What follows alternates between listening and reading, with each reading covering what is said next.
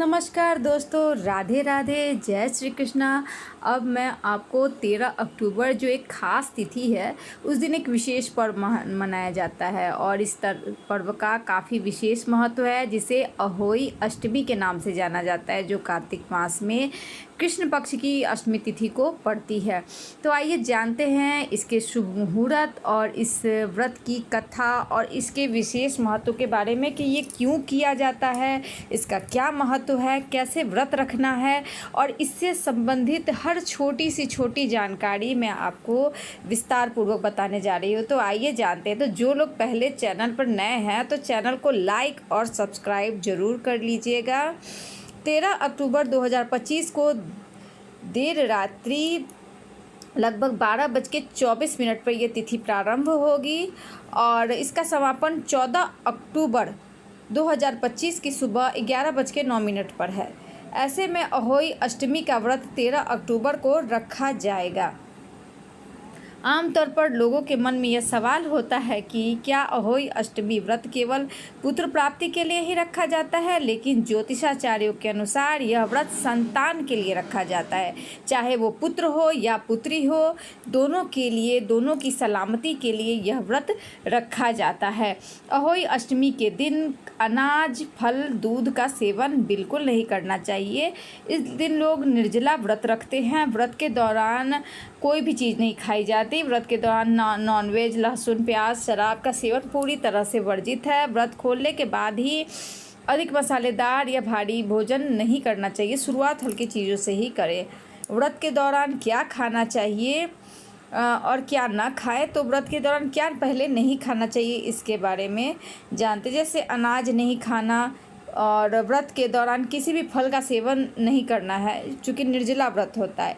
दूध के पदार्थ खाने से बचें। नॉनवेज, लहसुन, प्याज, शराब, इन सभी चीज़ों से बचाव करने से मसालेदार, तला भुना चीज़ जो है व्रत खोलने के बाद ना खाएं।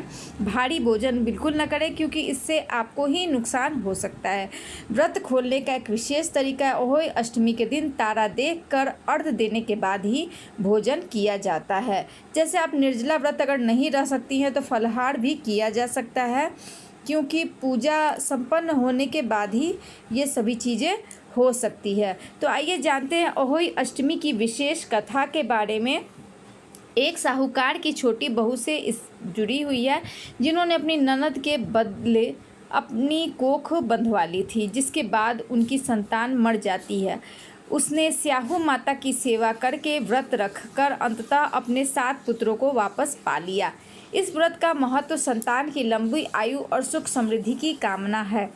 अहोई अष्टमी की काफ़ी विशेष कथा है, इसे और विस्तार पूर्वक मैं बता रही हूँ। पौराणिक कथा के अनुसार साहूकार के 7 बेटे थे और एक बेटी थी। एक दिन कार्तिक कृष्ण पक्ष की अष्टमी तिथि पे 7 बहुएं अपनी ननद के साथ जंगल में मिट्टी खोदने गई और मिट्टी खोदते समय अनजाने में साहूकार की बेटी की खुरपी से एक स्याहू का बच्चा मर गया।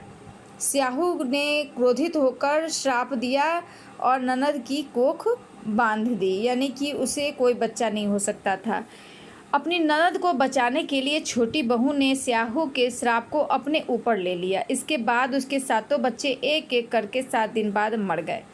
एक बार उन्होंने पंडित जी को यह बात बताई तो उन्होंने सुरही गाय की सेवा करने की सलाह दी।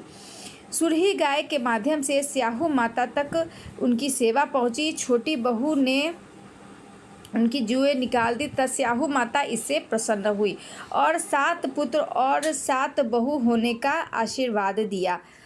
अहोई अष्टमी का जो विशेष महत्व है इसके बारे में बताने जा रही हूँ। संतान की लंबी आयु के लिए महिलाओं को यह व्रत करना चाहिए। इससे उनकी संतान की उम्र लंबी होती है, स्वस्थ होते हैं और सुरक्षा के दृष्टिकोण से यह व्रत विशेष महत्व रखता है। अहोई अष्टमी का व्रत रखने से संतान को सुख समृद्धि की प्राप्ति होती है।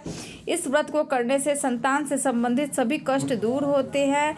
यह व्रत पार्वती माता यानी पार्वती माता को ही अहोई माता के माध्यम से पूजा जाता है और संतान की रक्षा के लिए एक सुरक्षा कवच के रूप में ये व्रत किया जाता है। इस व्रत को रखने वाली महिलाएं दिन भर निर्जला व्रत रख के उपवास करती हैं और शाम को तारे देखने के बाद ही व्रत का पारण करती हैं। तो मेरा ये वीडियो आप सभी को कैसा लगा? अगर जानकारी अच्छी लगी हो तो प्लीज़ चैनल को लाइक सब्सक्राइब ज़रूर कर लीजिएगा। राधे राधे।